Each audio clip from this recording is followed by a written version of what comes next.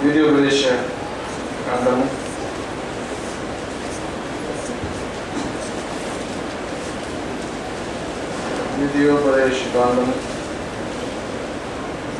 33వ అధ్యాయం.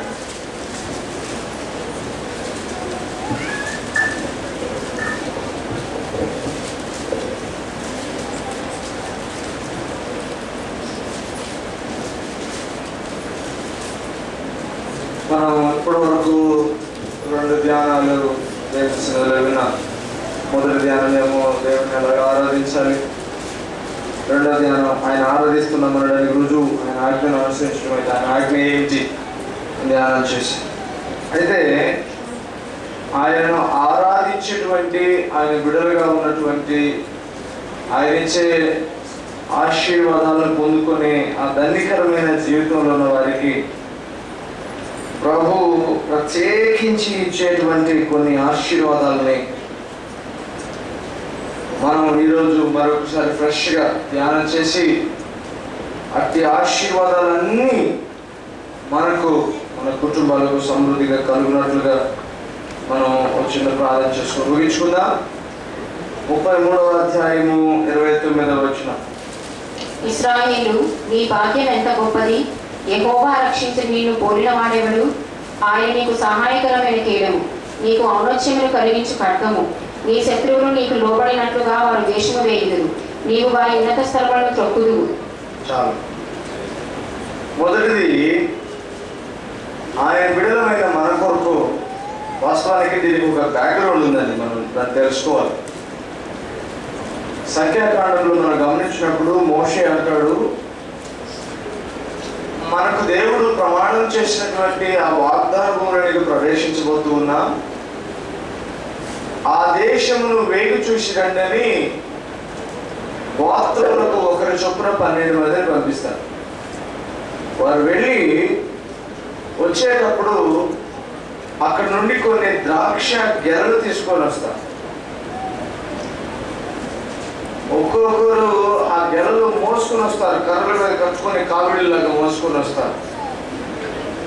ఎంత గొప్ప ఆశీర్వాదమో, ఎంత గొప్ప ఫలమో, ఆ దేశంలో ఎంత గొప్ప సారమో, ఆ దేశపు పంట ఎంత సమృద్ధిగా పండుతుందో ఒక ముంగుర్తుగా దాన్ని తీసుకొని వస్తారు. ఆశీర్వాదాలకు లేకపోతే పొందబోయే ఆశీర్వాదాలకు గుర్తుగా ద్రాక్షలను తీసుకొని వస్తారు. ద్రాక్ష గుత్తులు తీసుకొని వస్తారు, గెలలు. దేవుని వాగ్దానమును స్వతంత్రించుకొని పోయిన ముందు రుచిగా వాటిని వారు అనుభవించి చూస్తారు. ఇంత గొప్ప ఆశీర్వాదకరమైన దేశాన్ని ఆయన మనకి ఇవ్వబోతున్నాడని తెలుసుకోవడానికి. అయితే మోషే ఆ దేశంలోనికి ప్రవేశించక మునిపే ఆయన ప్రభు పిలుపు అందుకొని వెళ్ళవలసిన సమయం వచ్చింది. మోషే లాంటి గొప్ప గొప్ప నాయకులు అలాంటి దేశంలో ప్రవేశించలేకపోవడం అనుకున్నప్పుడు చాలా బాధ కలుగుతుంది. కానీ అది దేవుని పిలుపు, ఆయన ఉద్దేశము, దాన్ని జరిగించి వెళ్ళిపోతూ ఉన్నాడు. అయితే మోషే తన ఆసాన కాలంలో ఇశ్రాయేలును ఆశీర్వదిస్తున్నాడు, దీవిస్తూ ఉన్నాడు. నేనేమనుకుంటానంటే ఆలోచిస్తున్నాను, బహుశా ఆ దేశం ఎంత ఆశీర్వాదకరమైందో ఒక సూచనప్రాయమైనటువంటి పిక్చర్ కళ్ళ ముందుకు ఎలాగ వచ్చి ఉంటుందంటే, అక్కడి నుంచి వాళ్ళు తెచ్చిన ద్రాక్ష గెలలు, ద్రాక్ష గుత్తులు ఆయన కళ్ళ ముందుకు వచ్చినప్పుడు, ఓ ఆ దేశము ఎంత సారవంతమైందో, ఆ దేశం ఎంత సమృద్ధి కలిగిందో, ఆ దేశం ఎంత ఆశీర్వదించబడిందో మోషే లీలగా అలాగా అర్థం చేసుకుని ఉండవచ్చు. ఆయన ఆశీర్వదించేటప్పుడు కూడా అలాగే ఆశీర్వదిస్తున్నాడు. ద్రాక్షలు గుత్తులుగా గెలలుగా కాసినట్లు ఆయన ఒక్కొక్క గోత్రానికి ఒక్కొక్క ఆశీర్వాదాన్ని అలా ఇచ్చేస్తూ ఉన్నాడు. నీవు ఇలా ఆశీర్వదించబడదు కాక అవే గుర్తొస్తాయి. ఈ ద్వితీయోపదేశ కాండం ఆయన ఆశీర్వదిస్తున్నప్పుడల్లా బహుసారవంతంగా విస్తారంగా పండినటువంటి ద్రాక్ష గెలలే కళ్ళ ముందుకు వస్తుంటాయి ఆయన ఆశీర్వదిస్తున్నప్పుడు. నేను ధ్యానం చేస్తున్నప్పుడు ఎందుకు నాకు అలాగే అనిపిస్తూ ఉంది.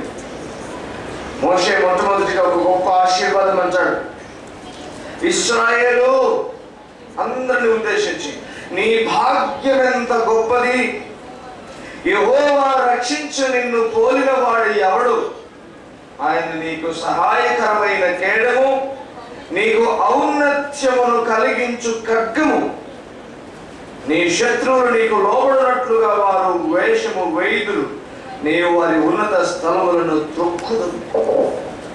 ఈ మొదటి ఆశీర్వాదంలో ఏముందంటే, నీవు రక్షించబడ్డావు. అంత మాత్రమే కాదు, నీవు ఔన్నత్యమును పొందుకుంటావు. నీ రక్షణను బట్టి, నిన్ను రక్షించిన దానిని బట్టి నీవు తప్పక ఔన్నత్యమును పొందుకుంటావు. కారణం ఏమిటంటే, నీకు ఔన్నత్యమును, నీకు ఘనతను, నీకు గొప్పతనాన్ని, నీ హెచ్చింపును కలుగజేయడానికి దేవుడే నీకు ఖడ్గముగా మారనయ్యాడు. ఈ ఉదయకాల సమయంలో ఇక్కడ చేరడం వారి ప్రతి కుటుంబానికి దేవుని దాసునిగా, దేవుని వాక్యమును బట్టి ఈ వాగ్దానము మీ కుటుంబాల్లో ఇలాగ తప్పక నెరవేరాలని కూడా ఆశీర్వదిస్తూ ఉన్నా. ఏమిటంటే, మీకు ఔన్నత్యము కలుగునట్లుగా, మీకు సహాయకరకమైనటువంటి కేడముగా, మీకు ఖడ్గముగా మీ ప్రభు ఉండి మీ సమస్త సమస్యలను అణగదొక్కున్నట్లుగా ప్రభు మిమ్మల్ని ఆశీర్వదించునుగాక. ఆమేన్. రెండవ ఆశీర్వాదం 33వ అధ్యాయం 27వ వచనం. శాశ్వతమైన దేవుడు నీకు నివాస స్థలము, నిత్యముగా నుండి బాహువులు నీ క్రింద నుండెను. ఆయన నీ ఎదుట నుండి శత్రువును వెళ్ళగొట్టి నశింపచేయుమని. ఇక్కడ ఒక గొప్ప మాట ఏమిటంటే, శాశ్వతుడైన దేవుడు నీకు నివాస స్థలము, నిత్యముగా నుండి బాహువులు నీ క్రింద నుండును. అయితే ఆయన నీ ఎదుటి నుండి శత్రువులను వెళ్ళగొట్టి నశింపజేయుమనెను.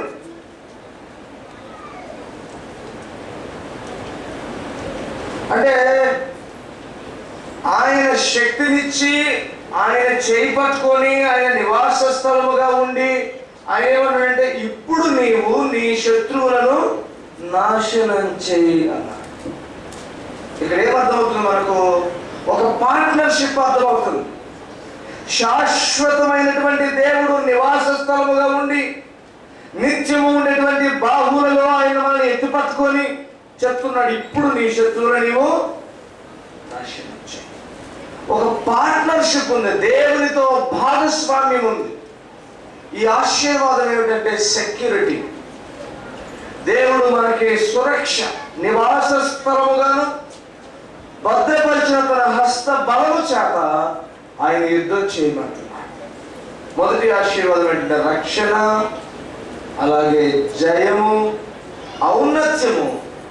ఈ రెండవ ఆశీర్వాదములు ఏమిటంటే, నీవు తప్పక క్షేమముగా ఉండు. ఎందుకంటే నీకు నివాస స్థలము శాశ్వతమైన దేవుడు, నీ యొక్క భద్రత ఆయన చేతుల్లో ఉంది. ఆయన చేతులు నీ క్రింద ఉన్నాయి, నిన్ను ఎత్తుకొని ఉన్నాయి అంటూ ఉన్నాడు. నేను ఇప్పుడు నేను పట్టుకొని ఉన్నాను కదా, నీ చుట్టూ ఉన్నాను కదా, ఇప్పుడు నీ సమస్యలతో యుద్ధం చేయి, నీవు తప్పక జయిస్తావని ప్రభు సెలవిస్తూ ఉన్నాడు. ఈ ఆశీర్వాదము మనకు ప్రభు తాజాగా ఈ ఉదయకాల సమయంలో ఈ మాట ద్వారా అందిస్తూ ఉన్నాడు. మూడవ ఆశీర్వాదం ఏంటంటే 33వ అధ్యాయము 3వ వచనం. ఆయన జనములను ప్రేమించుము, ఆయన పరిశుద్ధులందరూ నీ వశమున నుందురు, వారు నీ పాదముల యొద్ద సాగిలపడుదురు, నీ ఉపదేశమును అంగీకరింతురు. చాలా దేవుని వాక్యం సెలవిస్తుంది, ఆయన జనములను ప్రేమించును, ఆయన పరిశుద్ధులందరూ నీ వశమునందురు, వారు నీ పాదముల యొద్ద సాగిలపడుదురు, నీ ఉపదేశమును అంగీకరించు. ఎవరి గురించి మాట్లాడుతున్నాడు ఈ మాట? దేవుడు తన జనులైన మిమ్మల్ని ప్రేమించును, ఆయన పరిశుద్ధులు అనగా నీ తోటి జనులందరూ కూడా నీ వశములే ఉంటారు, వారు నీ పాదముల దగ్గర సాగిలపడతారు. ఏ జనాంగమైనా నీ ఎదుట సాగిలపడేటట్టు చేస్తాడు. అంత మాత్రమే కాదు, నీ ఉపదేశమును అంగీకరించేటట్లు చేస్తాడు. అయితే ఒక విషయం ఏంటంటే, ఇక్కడ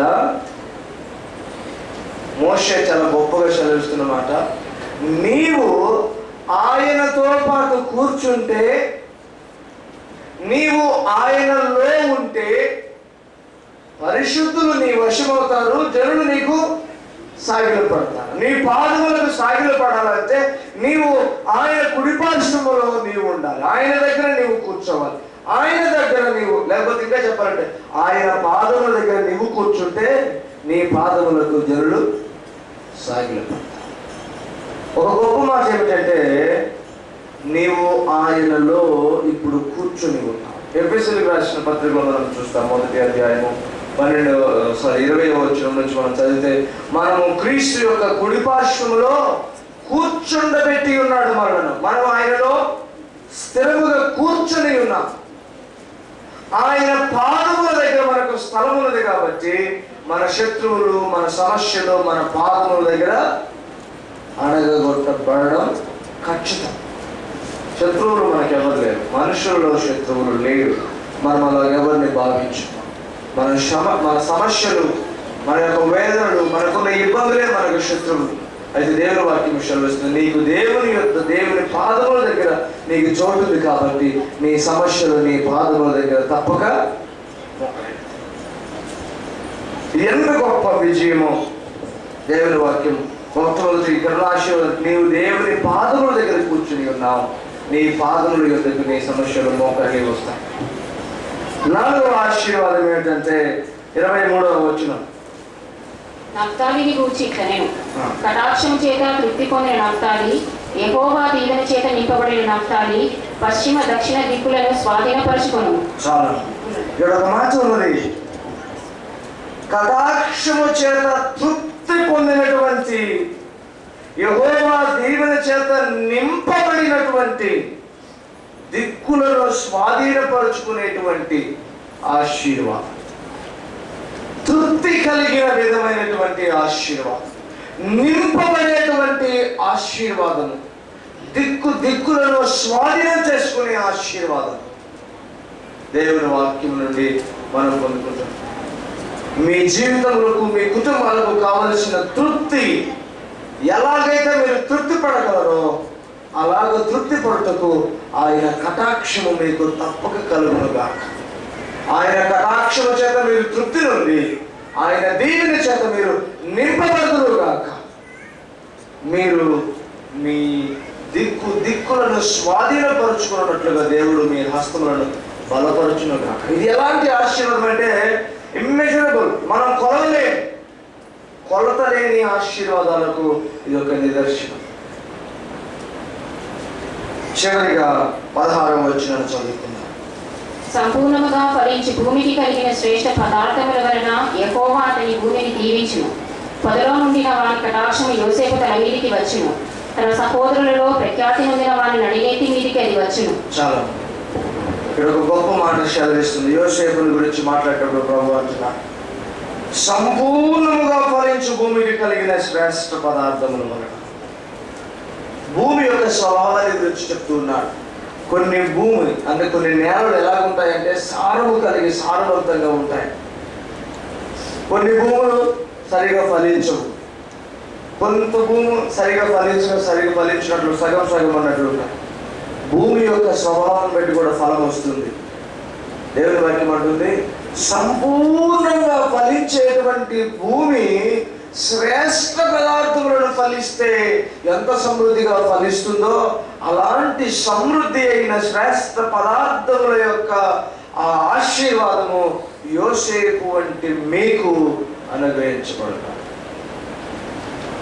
ఇలాంటి మాట చదువుకుంటున్నప్పుడు ఎంత తృప్తో, ఎన్నిసార్లు చదివినా తృప్తి తీరదు. అలాగా సంపూర్ణముగా ఫలించు భూమి, ఆ భూమికి కలిగిన శ్రేష్ఠ పదార్థముల వలన యెహోవా అతని భూమిని దీవించునుగాక. అంత మాత్రమే కాదచ్చ, పొదలో నుండిన వారి కటాక్షము యోసేపు తల మీదకి వచ్చును. పొదలో అంటే మోషేకు కనిపించాడు. పొదలో నేను సర్వశక్తివంతుడైన దేవుడను అన్నాడు. అందుకే ఇక్కడ అంటాడు, సర్వశక్తివంతుని యొక్క కటాక్షము యోసేపు తల మీదకు వచ్చునుగాక. దేవుని యొక్క సర్వశక్తి మీ తల మీదకు వచ్చునుగాక, అనగా మీ మీదకు ఆయన శక్తితో కూడిన అభిషేకము వచ్చునుగాక. చివరిగా ఒక మాట ఉన్నాడు, ఇది మనకు ముఖ్యం. తన సహోదరులలో ప్రఖ్యాతి నొందిన వాని నడినెత్తి మీదకు అది వచ్చునుగాక. ప్రత్యేకపరచబడుతూ ఉన్నాడు. తన సహోదరులలో నుండి ప్రత్యేకపరచబడుతూ ఉన్నాడు. తన సహోదరులలో నుండి వేరుపరచబడుతూ ఉన్నాడు. తన సహోదరులలో అమితమైనటువంటి ఆశీర్వాదం పొందుకుంటూ ఉన్నాడు యోసేపు. ప్రత్యేకపరచబడినటువంటి ఆశీర్వాదాలు ప్రభు మనకి ఇవ్వడానికి ఆశపడుతూ ఉన్నాడు. మొదటి ఆశీర్వాదం, మనమందరము రక్షించబడ్డాం. మనను పోలిన వాడు లేడట. ఆయనే మనకు సహాయకరమైనటువంటి కేడము, మనను ఉన్నతులుగా చేసే ఖడ్గమై ఉంటాడట. అలాంటి ఆశీర్వాదము, ఆ ఆశీర్వాదము ఇక్కడ చేరిన ప్రతి ఒక్కరి మీదకి దిగవచ్చునుగాక.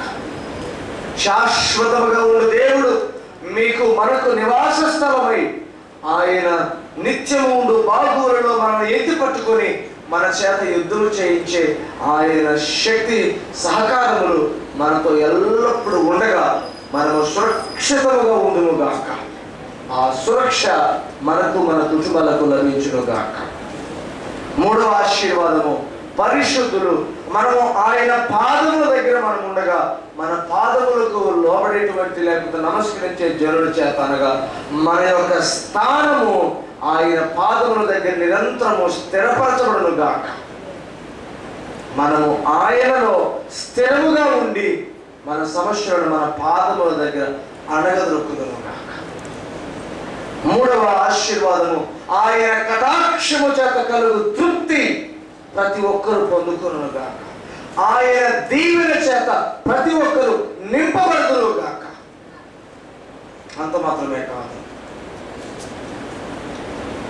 ఆయన చేత, ఆయన దీవెన చేత ఏముంది అక్కడ మాట, ఆయన కటాక్షం చేత తృప్తి, ఆయన దీవెన చేత నింపబడము. ఇంకా నఫ్తాలిని గురించి 23వ వచనంలో, కటాక్షం చేత తృప్తి పొందిన నఫ్తాలి, యెహోవా దీవెన చేత నింపబడిన నఫ్తాలి, పశ్చిమ దక్షిణ దిక్కులను స్వాధీనపరచుకొనుము. దిక్కులనే స్వాధీనపరచుకోవడం అంటే అది అమితమైన, వెలత లేని, కొలమానం లేని ఆశీర్వాదం. అలా స్వాధీనపరచుకునే ఆశీర్వాదాలు, మీ డామినెన్స్, మీ ప్రాబల్యం అది నిరంతరం ఉండునట్లుగా ప్రభు ఆశీర్వదిస్తూ ఉన్నారు. చివరిగా, ప్రత్యేకపరచబడినటువంటి మీ సహోదరులలో, మీ జనులలో, మీ బంధువులలో, మీ అయిన పని వాళ్ళు ఎంతో మంది ఉంటారు. దేవుని వాక్యం విషయాన్ని వారందరిలో నీవు ఒకవేళ కొంచెమే, కొద్దిగా, తక్కువే, కొద్దువే అనుకుంటున్నవే విషయంలో ప్రభు అంటున్నాడు, వారందరిలో నిన్ను ప్రత్యేకపరచుకున్న ప్రభువు తన ప్రత్యేకమైన దీవెనలతో నిన్ను నింపునుగాక. సంపూర్ణముగా ఫలించు భూమికి కలిగినటువంటి శ్రేష్ఠ పదార్థముల వలన దేవుడు నిన్ను తృప్తిపరచునుగాక. దేవుని వాక్యం సెలవిస్తున్నది, ఇదిగో తన సహోదరులలో ప్రత్యేకింపబడిన వారి యొక్క నడినెత్తి మీదకి సర్వశక్తిమంతుని యొక్క ఆశీర్వాదం వాడి నడినెత్తి మీదకి వచ్చునుగాక. మనందరికీ అటువంటి దీవెన ఆశీర్వాదములు సమృద్ధిగా కలుగునుగాక. దేవుని దాసులుగా మరొకసారి మీరందరూ దేవుని స్తోత్రం తెలియజేస్తుండగా ఈ ఆశీర్వాదములన్నీ మీకు, మీ కుటుంబాలకు, మీ మీదకు వచ్చుగాక అని ఆశీర్వదిస్తున్నాను. హల్లెలూయా, హల్లెలూయా, హల్లెలూయా. చిన్న ప్రార్థన చేసుకుందాం. ప్రభువా నీకు వందనాలు, స్తోత్రాలు.